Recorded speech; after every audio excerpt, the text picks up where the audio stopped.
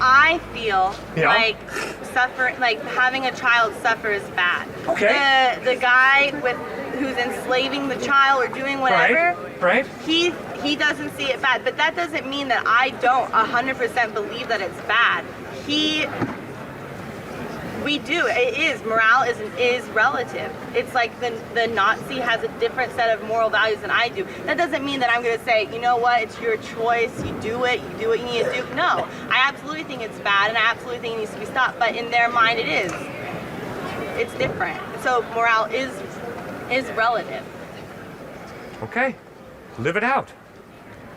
Realize when you work among the dying to help them live, if instead you pulled the plug on them and helped them die, there's no difference ultimately. It's just your choice.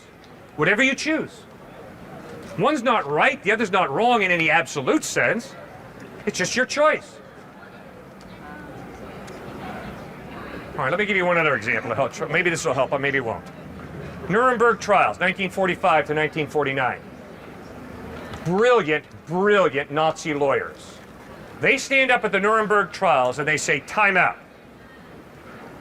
Our Nazi officers who gassed people in Dachau and Auschwitz were simply following orders. They were simply doing what their culture taught them to do. How dare you Americans from a different culture come here to the Nuremberg trials to condemn Nazi officers for carrying out orders and for doing what their culture taught them to do. The Nuremberg trials shut down. That was a brilliant argument. Until the American counsel, Robert Jackson, stood up and said, there is a law above the law of culture. And that law decrees that gassing people is absolutely, objectively wrong. The Nuremberg trials kicked back into gear, and those 24 Nazi officers were condemned.